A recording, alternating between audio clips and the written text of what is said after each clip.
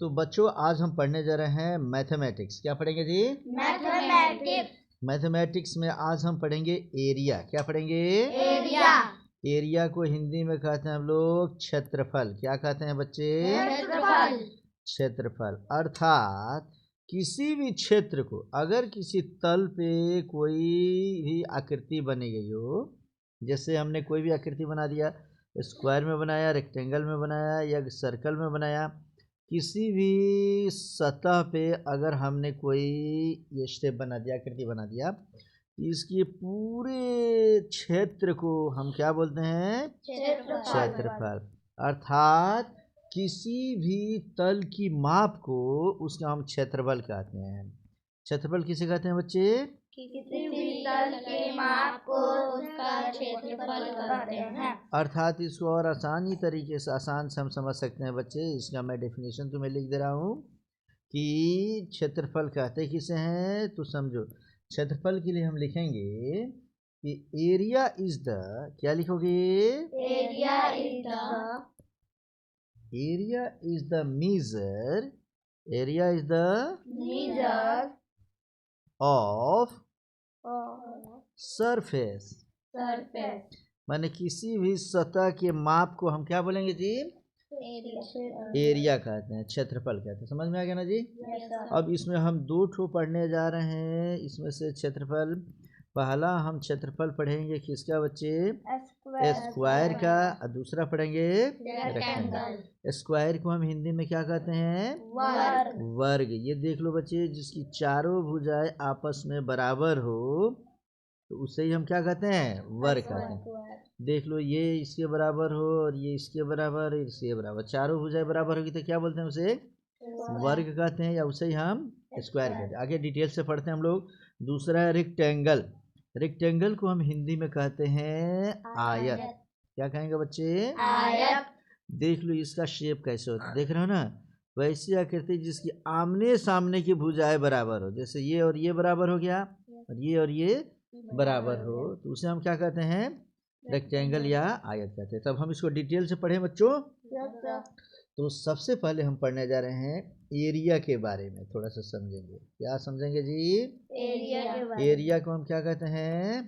क्षेत्रफल कहते हैं। याद रखेंगे, यदि कोई भी सतह दिया गया हो, वह सतह, वह स्पेस, वह सरफेस हमारा गोल भी हो सकता है, देख लो स्क्वायर में भी हो सकता है, या हमारा ये रेक्टेंगल में भी हो सकता है। आ रहा समझ में ना?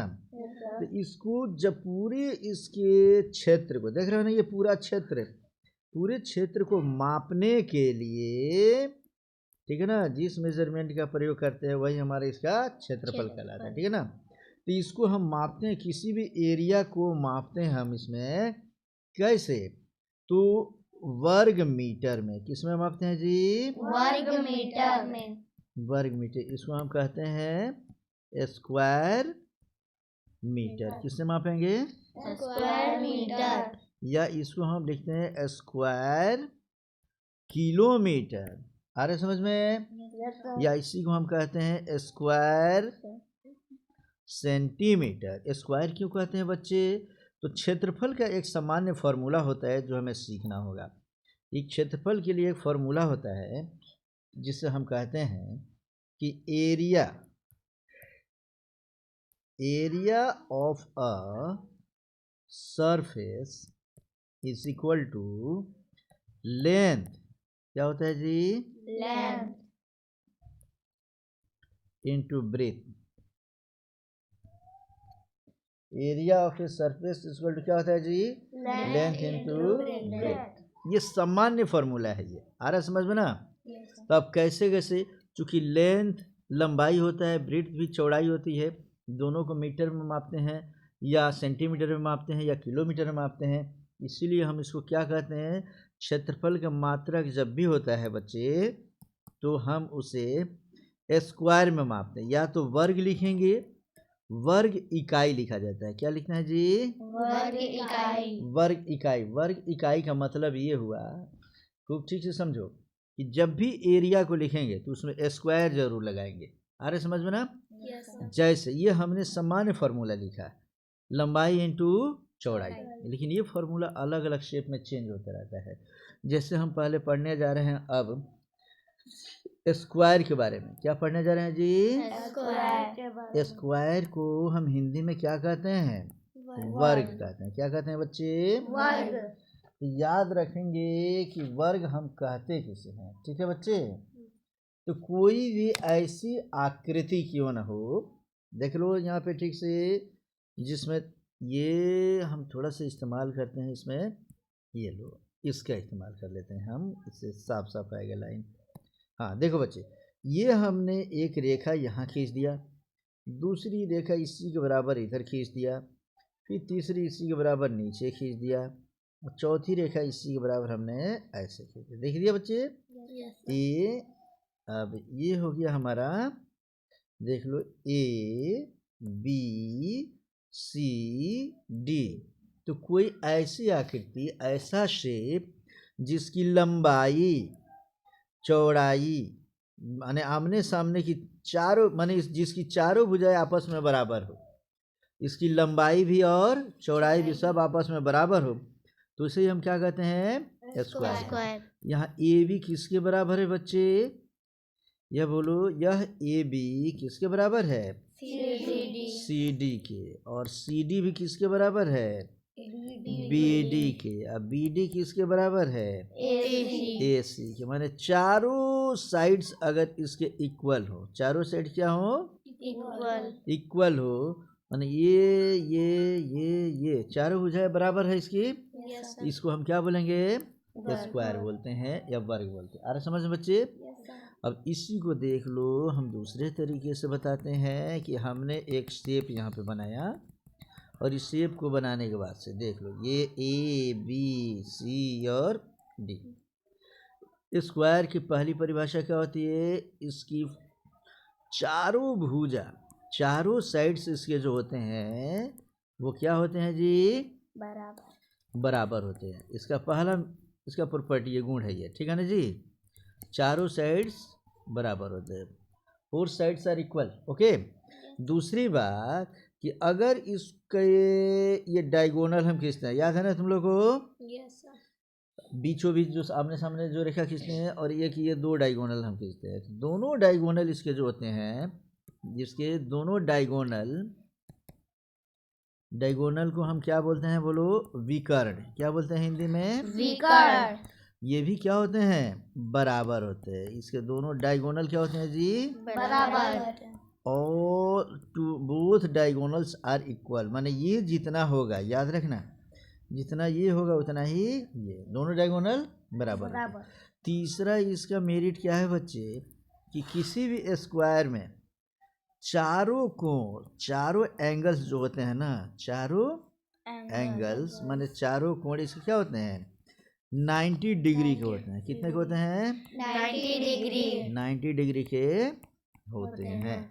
मैंने देख लो बच्चा, ये भी हमारा 90 डिग्री, ये भी 90 डिग्री, ये भी 90 डिग्री, और ये भी 90 डिग्री। सब के सब कितना डिग्री का होगा? 90 90 और 90।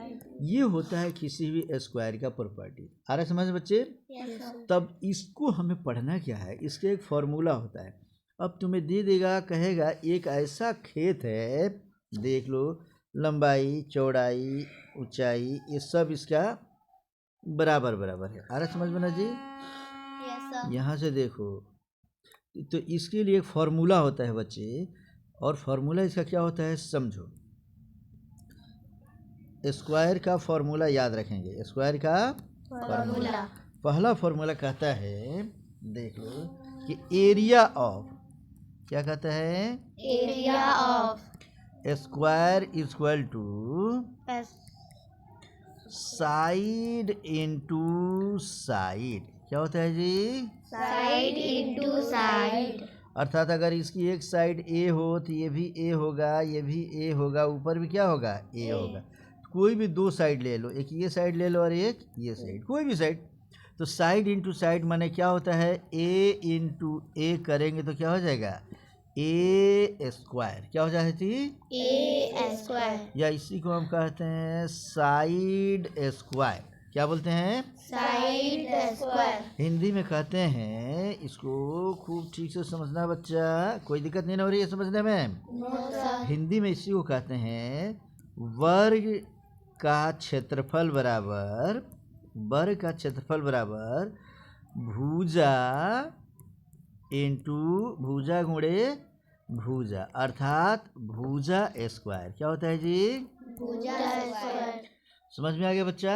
Yes sir. अब इससे संबंधित एक क्वेश्चन हमें पूछता है। क्वेश्चन क्या कहेगा? क्वेश्चन कह रहा है एक खेत वर्गाकार है। कैसा है जी? वर्गाकार। माने स्क्वायर में है, ठीक है ना? जिसकी एक भुजा, क्या कह रहा है? जिसकी एक भुजा, जिसका वन साइड कह देगा 10 मीटर है। कितना मीटर है जी? 10 मीटर।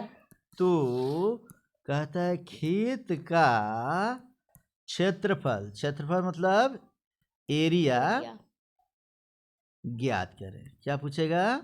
एरिया ज्ञात करें। तो तुम लोग ज्ञात कर सकते हो बच्चे? Yes sir. हम तुरंत ऐसे प्रश्नों को हल करने के लिए इसका फिगर बनाएंगे। क्या करेंगे जी? कहता है एक खेत वर्गाकार है। कैसा है जी? वर्गाकार। तो हम एक ऐसा फिगर बनाएंगे, ये खेत बना लेंगे और ये वर्गाकार बना लिया। बना लिया? इसकी एक भुजा 10 सेंटीमीटर। एक भुजा कितनी सेंटीमीटर? 10। तो ये 10 है, तो ये भी कितना होगा? 10। मीटर है ना, तो सेंटीमीटर की तो मीटर है, तो इसको भी 10 मीटर, ये भी 10 मीटर, ये भी क्या लिखेंगे? 10 मीटर। ऊपर भी क्या लिखेंगे? 10 मीटर। सब 10-10 मीटर हो गया बच्चा। तो कहता है तो खेत का क्षेत्रफल ज्ञात करें, अर्थात इसमें दिया है क्या? A इक्वल टू 10 मीटर दिया है ना जी? तो एरिया पूछ रहा है ना, तो लिखेंगे चूंकि खेत हमारा कैसा है? स्क्वायर में है। खेत कैसा है जी? स्क्वायर में। तो लिखेंगे सिंस एरिया ऑफ स्क्वायर, माने वर्ग का क्षेत्रफल बराबर क्या होता है? ए स्क्वायर। क्या होता है? ए स्क्वायर। इसलिए हम एरिया ऑफ स्क्वायर, इस खेत का हम लिखेंगे कि एरिया ऑफ फील्ड, खेत का क्षेत्रफल बराबर ए स्क्वायर बराबर लिखेंगे कितना? बोलो 10 square. It means 10 into 10 is equal to 100। ये मीटर में दिया है ना, तो हम लिखेंगे स्क्वायर मीटर। क्या लिखेंगे? Square metre. जब भी एरिया लिखा जाता है उसमें स्क्वायर जरूर लगाते हैं। आ रहे समझ में बच्चे? तो हमने तुम्हें बताया बच्चे कि इसका 2 फार्मूला है, याद रख लेना। कौन कौन फार्मूला है ठीक से समझो। एक फार्मूला होता है एरिया ऑफ स्क्वायर, वर्ग का क्षेत्रफल बराबर होता है भुजा square, a square, side square. लिख लिया हमने। और दूसरा इसका फार्मूला होता है perimeter, metre. Metre of square is equal to 4 into a. आ रहे समझ में ना? और तीसरा होता है diagonal of square is equal to √2a। आ रहा समझ में? Yes sir. तो बच्चों ये 3 फार्मूला याद रखोगे तुम लोग? सभी बोलो ठीक से। Yes sir. Area of square बराबर क्या होता है बच्चे? Square 2। Perimeter of square is equal to 4 into a. Diagonal of square is equal to √2 into a. अब पेरीमीटर को हम कहते हैं, ये देख लो बच्चे, एरिया मतलब क्या होता है? क्षेत्रफल। एरिया मतलब क्या होता है जी? क्षेत्रफल। क्षेत्रफल होता है बच्चे। थोड़ा सा ये समझ लो, थोड़ा सा मैं बड़ा करता हूँ, ठीक है? और थोड़ा छोटा ही कर लेता हूँ बच्चे। अब इसको मैं समझाता हूँ। पेरीमीटर का मतलब होता है, पेरीमीटर मतलब होता है हमारा परिमाप। क्या होता है जी? परिमाप। और डायगोनल माने होता है विकर्ण। क्या होता है जी? विकर्ण। तो अगर कोई स्क्वायर दे दे, क्या दे दे? स्क्वायर। मान लो कि यह तुम्हारा भुजा है, साइड है ए, ठीक है जी। और यह इसका क्या है, डायगोनल है। डायगोनल को क्या बोलते हैं, डी बोलते हैं, डायगोनल को डी। तो इसका क्षेत्रफल बराबर होता है कितना, ए स्क्वायर, क्षेत्रफल बराबर ए स्क्वायर। और दूसरा परिमाप या पेरीमीटर बराबर होता है 4 इंटू ए। परिमाप किसे कहते हैं इसे हम सीखेंगे, ठीक है बच्चे। जिस रेखा से किसी आकृति का निर्माण होता है, समझ रहे हो ना, ये 4A है। जैसे ये हमें स्क्वायर बनाना है ना, तो देखो एक ये रेखा हमने खींचा, फिर नीचे खींचा, ये खींचा और ये खींचा, तो यहाँ से यहाँ तक ए और यहाँ से यहाँ तक ए और ए मिलकर कितना हो गया, ए और ए मिलकर हो गया ए प्लस ए, जुटता है, स्क्वायर नहीं होता बच्चा, ठीक है ना। फिर यहाँ से यहाँ तक आएंगे तो ये भी क्या हो जाएगा, प्लस ए। फिर यहाँ से ऊपर तक जाएंगे तो ये भी क्या हो जाएगा, ए। सबको जोड़ें तो कितना हो गया है, 4A। इसलिए परिमाप अगर निकालना हो तो बाहरी साइड्स को जोड़ देते हैं तो परिमाप निकल जाता है। अरे समझ में ना। जैसे देखो ये ट्रायंगल है, तो ट्रायंगल का परिमाप हम पेरीमीटर पूछेंगे तो हो जाएगा, अगर ये ए है या बी है और सी है तो ट्रायंगल का परिमाप हो जाएगा ए प्लस बी प्लस सी। और तीनों अगर बराबर है, ए बराबर है, तो ये हो जाएगा ए प्लस ए इक्वल टू 3। आ रहा समझ में ना। अगर मान लो, अगर मैं कोई ऐसा शेप बनाता हूँ, समझ रहे हो ना, देख लो यहाँ 1 2 3 4 5, ये कौन सा पॉलीगॉन है बोलो, पेंटागन। ये क्या है बच्चा, पेंटागन। कहते हैं कि पेंटागन की ये भुजा ए है या बी है या सी है या डी है या ई है। आ रहे समझ में ना।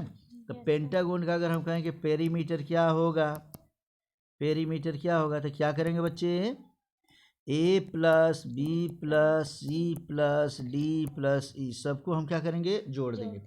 पेरीमीटर में बाहर की भुजाओं को हम क्या करते हैं, जोड़ देते हैं। और सब भुजा अगर ए बराबर अगर होता तब क्या हो जाता, ए प्लस ए प्लस ए प्लस ए प्लस ए माने कितना, 5।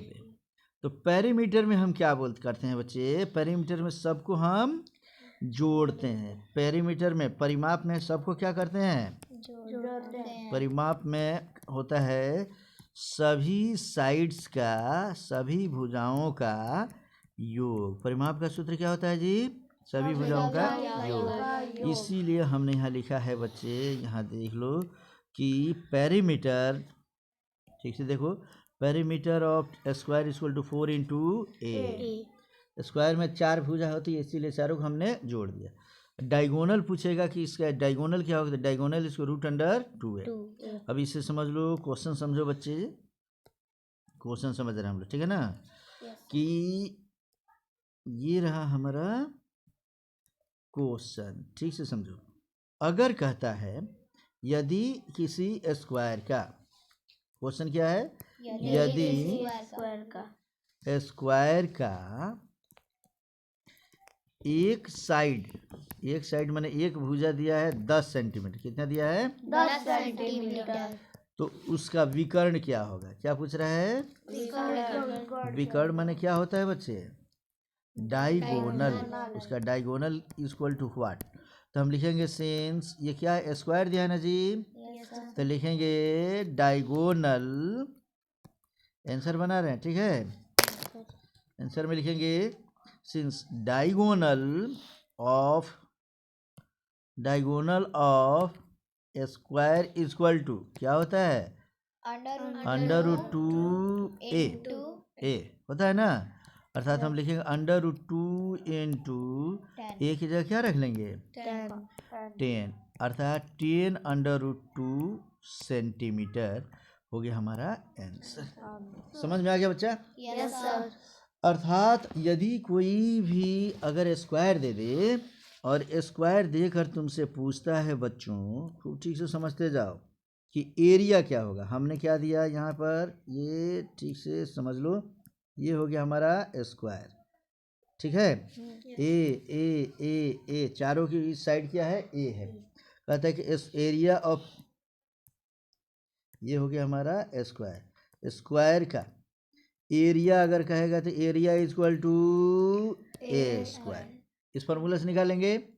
अगर कहेगा what is the perimeter of square, then 4 into a, and what is the diagonal of square is equal to under root 2 into a। आ रहा समझ में ना।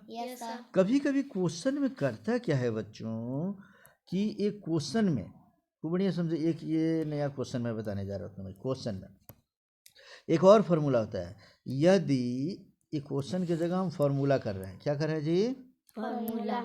यदि एरिया दिया हो, एरिया दिया हो तो भुजा बराबर होता है रूट अंडर क्षेत्रफल। भुजा बराबर क्या होता है जी, रूट अंडर क्षेत्रफल।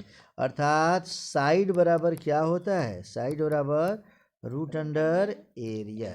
ये फॉर्मूला नहीं ना भूलोगे बच्चे। No sir. जैसे करेगा क्या कि एक क्वेश्चन देगा और इस क्वेश्चन में कहेगा, यहाँ मैं क्वेश्चन दे रहा हूँ देखो, कि यदि किसी वर्गाकार खेत का क्षेत्रफल बराबर 144 वर्ग मीटर, कितना दिया है, 144 वर्ग मीटर, तो उसका एक भुजा, भुजा मैंने क्या समझेंगे, साइड क्या होगा, उसका एक साइड क्या होगा। तो याद करो बच्चे, साइड बराबर हमारा क्या होता है, अंडर रूट एरिया। पढ़े ना अभी। तो यही फार्मूला हम लगा लेंगे बच्चे, तुरंत बनाएंगे आंसर इसका। लिखेंगे कि चूंकि since area is equal to 144 वर्ग metre, area is equal to 144 हम जानते हैं, इसलिए उसका एक भुजा का है ना, हम जानते हैं कि चूंकि, इसलिए लिखेंगे side is equal to root under area. Side बराबर फॉर्मूला क्या कहता है, root under area. Root under क्षेत्रफल, रूट अंडर रूट 144 जब हम कर देंगे तो तुम्हें पता है 144 का स्क्वायर रूट निकालेंगे तो क्या होता है बच्चा, 12। लिखेंगे 12। चूंकि ये देख लो वर्ग मीटर में दिया है तो ये हो जाएगा सिर्फ मीटर। आंसर समझ में आ गया बच्चा। अब इसी में हमारा क्वेश्चन करेगा कि यदि किसी वर्गाकार खेत का क्षेत्रफल दिया है तो उसका एक भुजा ज्ञात क्या होगा, या इसी में कहता है एक और क्वेश्चन, उसका परिमाप क्या होगा, क्या कहेगा,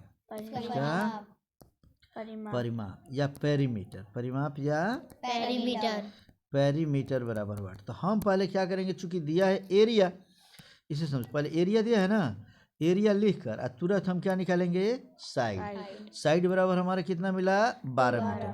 तो तुम्हें पता है बच्चे, अगर साइड मालूम हो, साइड हमें मालूम हो तो परिमाप बराबर क्या होता है, 4 हाँ, चूंकि परिमाप बराबर होता है 4 into a, इसलिए हम लिखेंगे 4 into a की जगह पे, साइड की जगह पे कितना गया है, 12। तो 12 लिखेंगे तो इसमें मल्टीप्लाई कर देंगे तो 48 मीटर। आंसर समझ में आ गया बच्चे। अर्थात एरिया दिया हो तो हम उसका साइड भी निकाल सकते हैं, परिमाप या पेरीमीटर निकाल सकते हैं बच्चे। यहाँ तक में कोई दिक्कत किसी को, कोई परेशानी नहीं।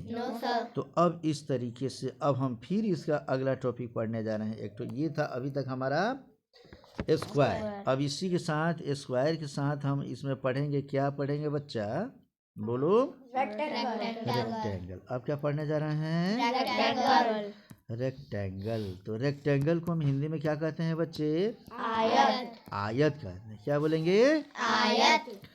ऐसी कोई भी आकृति जिसकी लंबाई चौड़ाई अगर दिया गया हो तो जिसकी आमने सामने की भुजा बराबर हो। कौन भुजा जी? आमने सामने की ऐसा कोई भी शेप माने समझ लो जिसके फ्रंट का जो लाइन है वो इक्वल हो, जैसे ए बी सी डी, ये और ये बराबर, और ए सी और बी डी बराबर। समझ में आ रहा है ना जी? Yes sir. अगर ऐसा बराबर हो तो उसे हम क्या कहते हैं? आयत कहते हैं। लेकिन सिर्फ ये बराबर होने से काम नहीं चलेगा बच्चा। इसमें क्या होता है देखो कि इसका जो डायगोनल होता है वह दोनों डायगोनल इक्वल होते हैं। डायगोनल भी क्या होते हैं जी? इक्वल होते हैं। कोई परेशानी नहीं ना किसी को? No sir. और इसके भी सभी एंगल जो बनते हैं वो 90 डिग्री के बनते हैं। कितने डिग्री के? 90 डिग्री। 90 डिग्री का ये बन गया बच्चा। तो ये देख लो सब 90 डिग्री का बना। कोई दिक्कत यहाँ तक में? No sir. अब देखो स्क्वायर में चारों साइड्स इक्वल होते हैं। कौन साइड जी? चारों। लेकिन रेक्टेंगल में आमने सामने की साइड्स क्या होती है? इक्वल। जैसे ए बी बराबर क्या हो गया? सी डी, और ए सी बराबर क्या हो गया बच्चा? B D. ए सी बराबर बी डी। लेकिन इसमें देख लो अगर इसको ए बी सी डी का है तो स्क्वायर में क्या था? ए बी बराबर सी डी बराबर ए सी बराबर बी डी। यहाँ चारों साइड्स इक्वल थे, ठीक है ना? तो हम यहाँ पढ़ रहे हैं रेक्टेंगल। तो रेक्टेंगल का शेप समझ में आ गया बच्चे? Yes sir. एक बार फिर से समझाता हूँ। ये रेक्टेंगल का शेप बना रहे हैं हम। देखो ये हो गया हमारा, फिर देखो ये हो गया, और ये, अरे इसको थोड़ा सा सीधा करता हूँ मैं, ऐसे कर लिया। Yes sir. अब इसको फिर लिखता हूँ। देखो ए बी सी और डी। रेक्टेंगल में लंबाई होता है। क्या होता है जी? लंबाई। लेंथ होता है, और यह चौड़ाई होता है। रेक्टेंगल में क्या होता है जी? लंबाई। लेंथ का मतलब होता है लंबाई। आ रहा समझ में ना? अब ब्रेड्थ का मतलब क्या होता है? चौड़ाई। तो ऐसी कोई आकृति जिसमें लंबाई और चौड़ाई दिया गया हो, दोनों की लंबाई समान हो या चौड़ाई भी समान हो, तो उसे हम क्या बोलते हैं? इसको हम बोलते हैं रेक्टेंगल। रेक्टेंगल माने क्या समझते हैं? आयत। तो इसका भी कुछ फॉर्मूला होता है बच्चे, समझ में आ गया? क्या होता है? फॉर्मूला। तो इसकी फॉर्मूला भी बता दे बच्चे तुम्हें। Yes sir. पहला फॉर्मूला होता है कि एरिया ऑफ, खूब बढ़िया समझेंगे, आ रहा समझ में ना? Area of rectangle is equal to length, क्या लिखेंगे? लेंथ इनटू ब्रेड्थ, क्या लिखेंगे? Into breadth. माने आयत का क्षेत्रफल। एरिया माने क्या होता है बच्चा? आयत का क्षेत्रफल। क्षेत्रफल बराबर होता है लंबाई इनटू चौड़ाई। लंबाई गुणे चौड़ाई। शॉर्ट में इसको कहते हैं एल गुणे बी। क्या बोलेंगे जी? एल गुणे बी। अब इससे कई फार्मूला निकलते हैं बच्चे। देखो इसका फार्मूला पहला निकला कि area is equal to L गुणे बी। पहला फार्मूला है, ठीक है ना जी? तो पहले के ए में कहेगा कि यदि किसी भी आयत का एरिया मालूम हो, क्या मालूम हो जी? Area.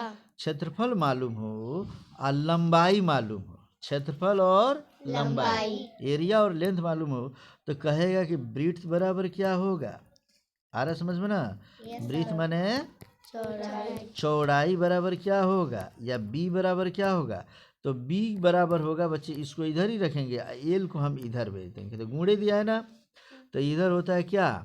Area is equal to area बटा लेंथ। क्या हो जाएगा? एरिया बटा लेंथ।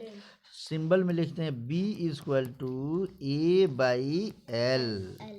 समझ में आ गया बच्चा? Yes sir. इसी तरीके से इसका एक और फार्मूला हम याद रखेंगे बच्चे बी नंबर में।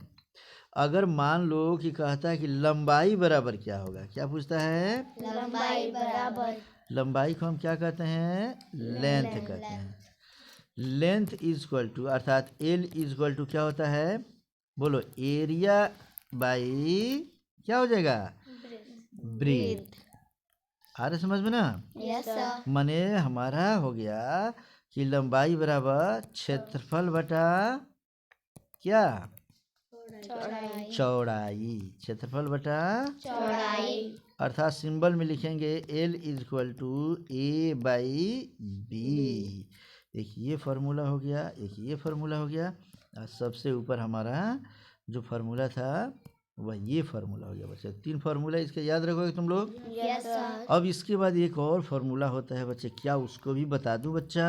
Yes sir. फार्मूला नंबर 2 कि एक आयत दे देगा हमें। क्या दे देगा जी? आयत। हम जानते हैं कि इसको हम एल कहते हैं, इसको भी एल कहते हैं, इसको बी कहते हैं और इसको भी बी कहते हैं। तो कहते हैं what is the perimeter of rectangle. Perimeter माने क्या होता है जी? परिमाप। परिमाप। अब परिमाप किसे कहते हैं? बाहर की सभी भुजाओं के योग को हम क्या बोलते हैं? परिमाप। परिमाप। तो परिमाप निकालना हो बच्चे हमें, तो लिखेंगे आयत का परिमाप बराबर, आयत का परिमाप बराबर। देखो एल, ये वाला एल प्लस ये वाला साइड जोड़ेंगे बी, अब प्लस ये जोड़ेंगे तो क्या हो जाएगा? एल, अब प्लस ये वाला साइड जोड़ देंगे तो क्या हो जाएगा? बी।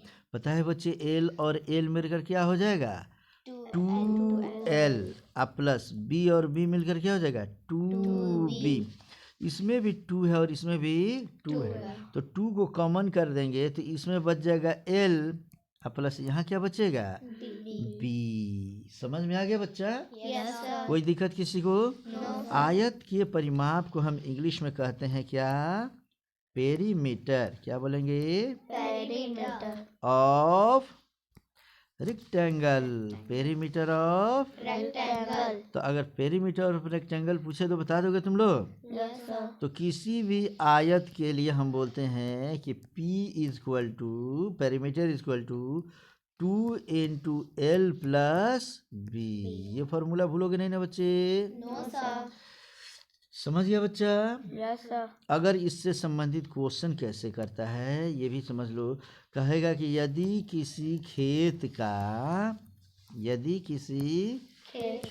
का लंबाई बराबर 10 मीटर, ठीक है, और चौड़ाई बराबर 15 मीटर दिया है। आ रहा है समझ में ना? Yes sir. तो उसका ए नंबर में कहेगा क्षेत्रफल ज्ञात करे। क्या ज्ञात करे जी? क्षेत्रफल। अब बी नंबर में कहेगा परिमाप ज्ञात करे। क्या ज्ञात करना है? परिमाप। क्षेत्रफल को हम क्या कहते हैं? एरिया। परिमाप को क्या कहते हैं? पेरीमीटर। पेरीमीटर। इतना तो समझ में आ गया? Yes sir. तो अब देख लो बच्चे, इसको मैं बना रहा हूँ, तुम ही लोगों की मदद से बनाऊंगा, तुम बोलोगे तभी बनाऊंगा। बना दे बच्चे। Yes sir. यदि किसी खेत का लंबाई और चौड़ाई दिया, बोलो लंबाई चौड़ाई सेम है कि अलग अलग है? अलग अलग। तो अगर मानो कोई खेत हो, इसकी लंबाई दिया है कितना?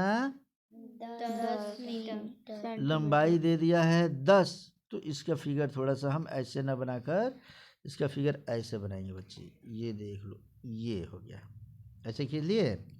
ये दिया है 10 मीटर और चौड़ाई दे दिया कितना? 15 मीटर। ये 10 है तो नीचे भी कितना हो जाएगा? 10 मीटर। और ये 15 है तो ये भी कितना हो जाएगा? 15।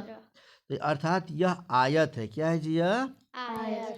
देखने से पता चल गया क्या है? यह रेक्टेंगल। तो रेक्टेंगल का पहला एरिया बराबर क्या होता है बच्चा?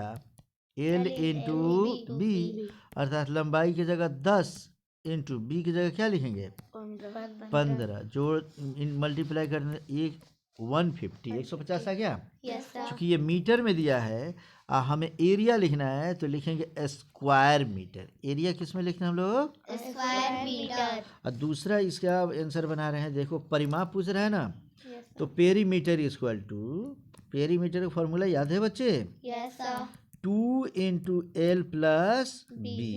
अर्थात 2 इंटू एल की जगह क्या रखेंगे 10 प्लस बी की जगह क्या रखेंगे 15, तो हो जाएगा हमारा 2 इंटू 25, अर्थात मल्टीप्लाई कर देंगे तो कितना हो जाएगा 50 मीटर।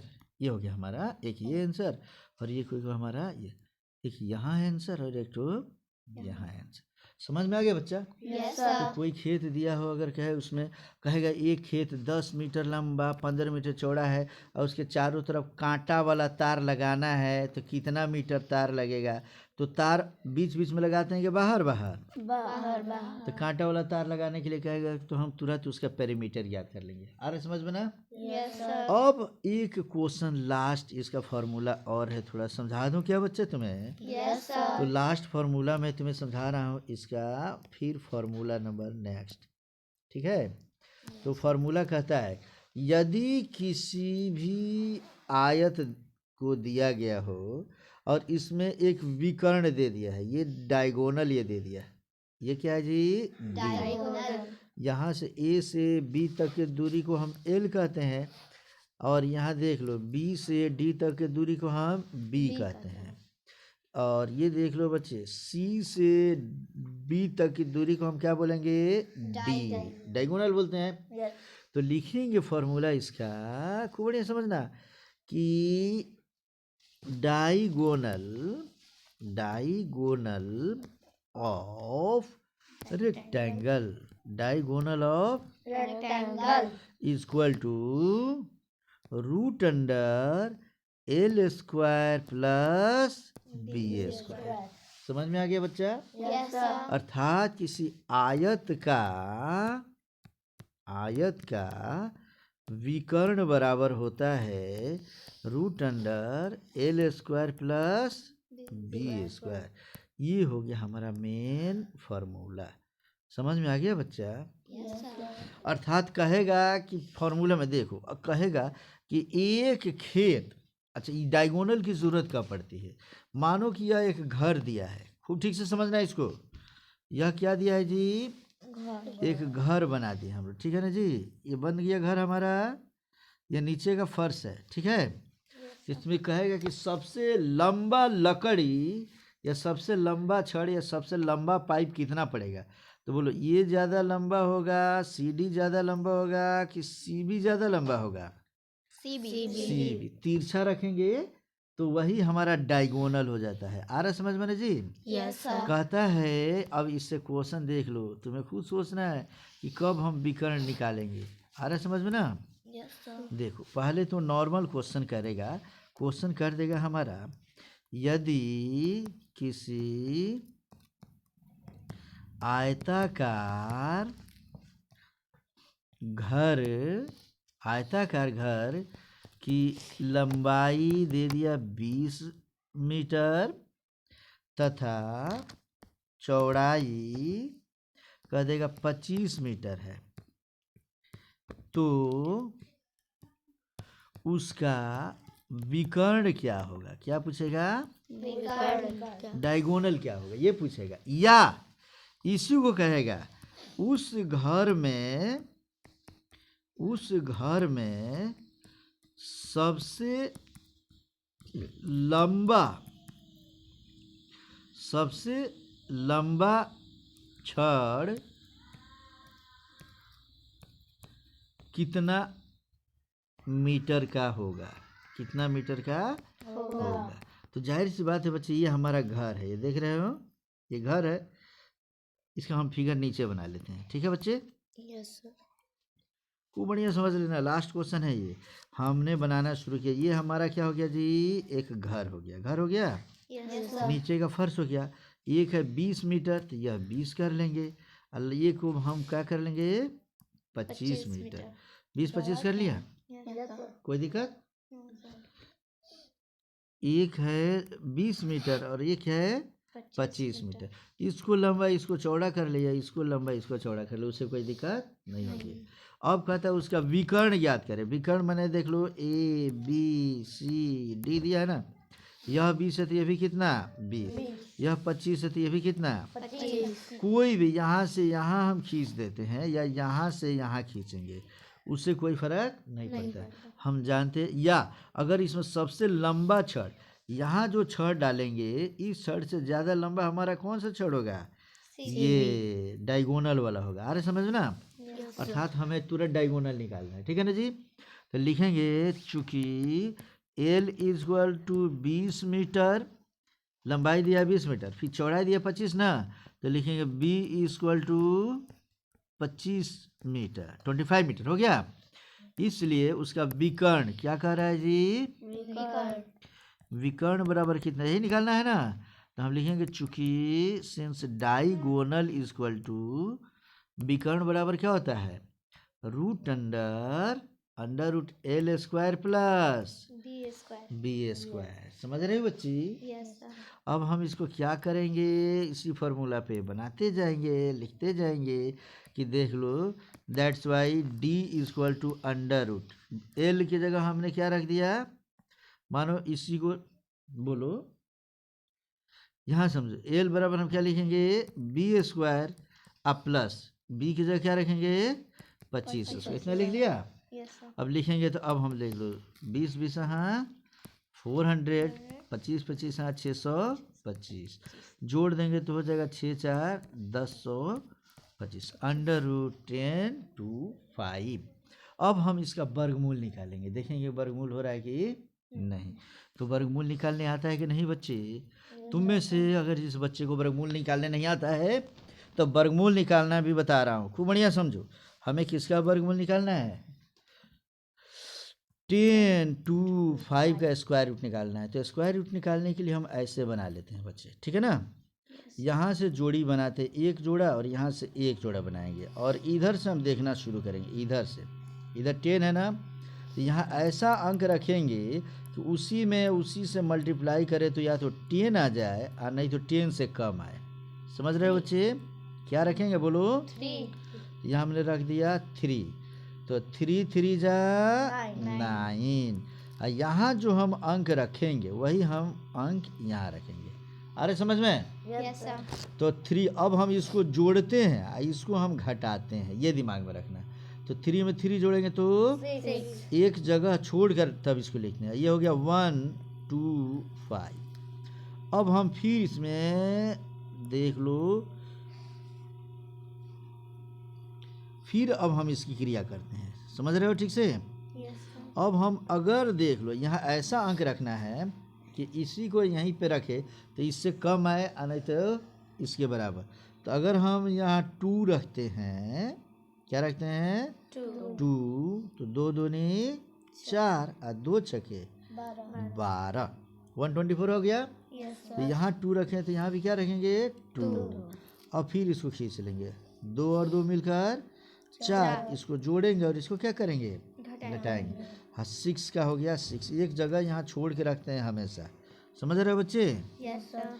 तो अब देखो यहाँ 6, अब इसको जब घटाएंगे तो ये 5 में से 4 गया 1, ये कट गया और ये भी कट गया ना जी, ये 0 0 हो गया। अर्थात इधर हमारा नीचे क्या बचा 1। अब देखो, अब इसमें भाग लगेगा जी, नहीं लगेगा, तो हम यहाँ दशमलव देंगे, क्या देंगे दशमलव। एक बार जब दशमलव देते हैं ना तो 2 ठो 0 यहाँ पे आता है, कितना 0, 2। स्क्वायर रूट में एक दशमलव देंगे तो डबल 0 आएगा, एक 0 देंगे तो डबल 0 आएगा। तो पहली बार दशमलव रखे 2 0 हो गया। अब इसको कितने बार में ले जाएंगे बच्चे, अगर एक बार में ले जाते हैं तो हो जाएगा 641, बड़ा हो जा रहा है। अर्थात 1 टाइम में भी नहीं ले जाएंगे, हम इसको 0 बार में ले जाएंगे। कितने बार, 0 से मल्टीप्लाई जब हम करते हैं बच्चे तो ये हो जाएगा 0 0 0। ये अब इसको यहाँ भी लिखेंगे 0, अब इसको जोड़ देंगे 0 4 6, यहाँ घटाएंगे तो हो जाएगा 1 0 0। समझ गया बच्चा। अब फिर हम क्या करेंगे, इसमें अब अपने मन से बिना कुछ कहे हुए इसमें हम डबल 0 बिठा लेंगे। कितना 0, डबल 0। एक बार दशमलव जब दे देते हैं तो डबल 0 आता है, ठीक है बच्चा। अब इसमें भाग देना है तो कितने बार भाग देंगे कि यह 10,000 आएगा, नहीं तो इससे कम, तो बोलो। तो हम इसको देखते जाते हैं, मात्र इसमें हम 6 से भाग दे देंगे अंदाज, ठीक है ना। तो देख लो होता है 9 छक, हाँ बोलो 54, ठीक है। तो इस तरीके से हम इसमें क्या करते हैं, अगर 8 बार में ले जाते हैं, कितने बार में, 8 या 9 बार में ही ले जाते हैं, कितने बार में ले जा रहे हैं, 9 टाइम्स, 99 81, और देख लो ये 99 81 का 1, फिर 9 0 0 8 जोड़ेंगे तो 8 हो गया, फिर 9 चौके 36 का 6, हासिल 3, फिर 9 छक 54 और 3 कितना हो गया, 57। अब हम इसको जब क्या करेंगे, घटाएंगे, इसको जोड़ेंगे और इसको घटाएंगे। घटाते हैं तो 10, अच्छा यहाँ 9 रखें तो यहाँ भी क्या रखेंगे, 9 रखते हैं। अब देखो 9 9 जोड़ेंगे तो 8, ये हो गया 9 दूनी 18, 4 6, इसे समझ लो, ये हो गया। और इसको घटा कर देखते हैं, 10 में से 1 गया, 10 में से गया 9, 9 में से 8 गया 1, 9 में से 6 गया 3, और 9 में से 7 गया 2। बड़ा हो जाएगा। तो ये देख लो, ये तो बड़ा हो जा रहा है बच्चे, ये देख लो, ये 10,000 है और ये कितना हो गया, 57,000। अर्थात हम इसको और कम बार में लेकर जाएंगे, ठीक है ना। कितने बार में लेकर जाएं बोलो, एक ही बार में लेकर जाते हैं, ठीक है बच्चे। ये ले लो, इसका मतलब कि ये हमारा ऐसे ही जांच करेंगे हम लोग, ठीक है ना। अब कितने बार में ले जा रहे हैं हम लोग, एक बार में अगर हम लेकर जा रहे हैं एक बार में, तो ये हो गया हमारा 6 4 0 1।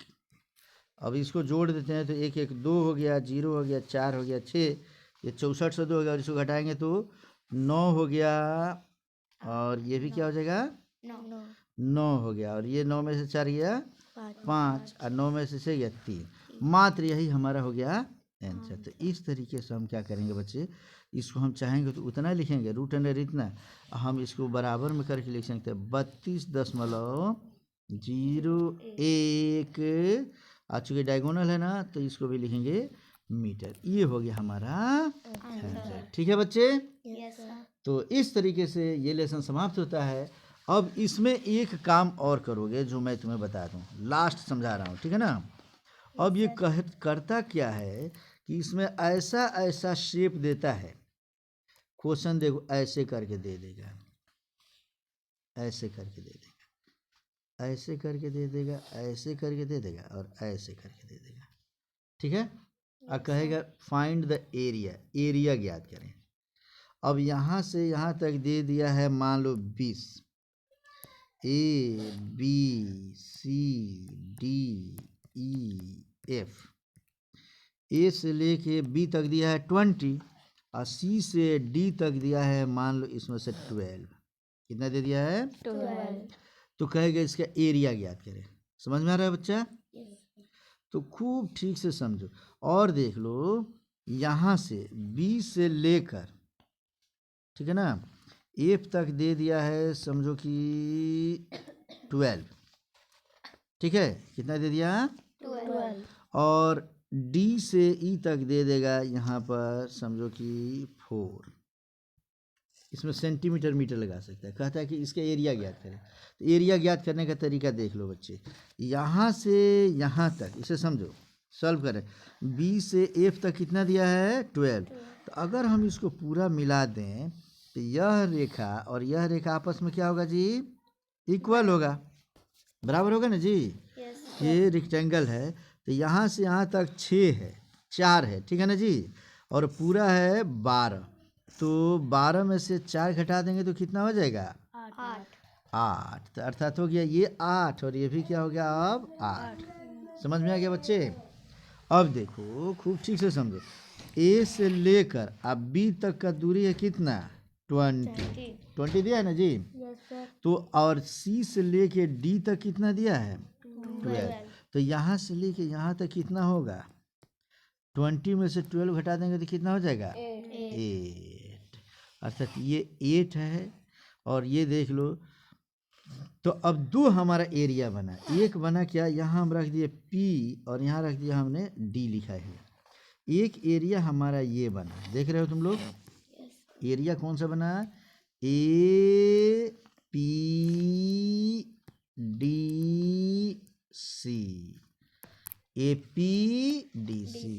APDC में लंबाई हो गया हमारा कितना, 12, लंबाई कितना 12, और चौड़ाई कितना 8, तो इसका एरिया हो जाएगा हमारा, लिखेंगे इसको, लिखते हैं area of APDC equal to क्या लिखेंगे, 12 इंटू 8, ये 12 लिख लेंगे और ये क्या लिख लेंगे 8, तो 12 8 कितना हो गया 96। अगर सबको मीटर में लिखें हम लोग तो इसको हम क्या लिखेंगे, स्क्वायर मीटर। समझ गया बच्चा, एक एरिया हमारा निकल गया। अब दूसरा एरिया अब ये निकालना है, हम देखो ये भी एरिया है, देख रहे हो ना तुम लोग, ये दूसरा एरिया क्या है हमारा, देखो यहाँ से गिनते PBFE, क्या PBFE।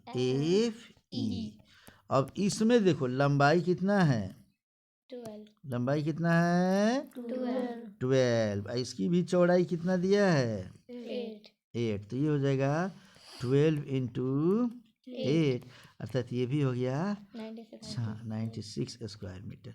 तो एक यह एरिया मिला और एक यह एरिया, तो टोटल का एरिया पूछेगा तो हम लिखेंगे यहाँ पर क्या, इसलिए that's why total area is equal to ऊपर का एरिया नीचे का एरिया, माने दोनों हम क्या करेंगे जोड़ देंगे, तो लिखेंगे हम लोग area of APDC plus area APDC, ये हो गया, और दूसरा ये एरिया हमारा कितना है बोलो, एरिया ऑफ PBFE बराबर ये लिखेंगे 96 प्लस फिर इसका भी 96, तो ये हो गया 6 दूनी 12, 9 दूनी 18, 19, इतना स्क्वायर मीटर। समझ में आ गया बच्चा।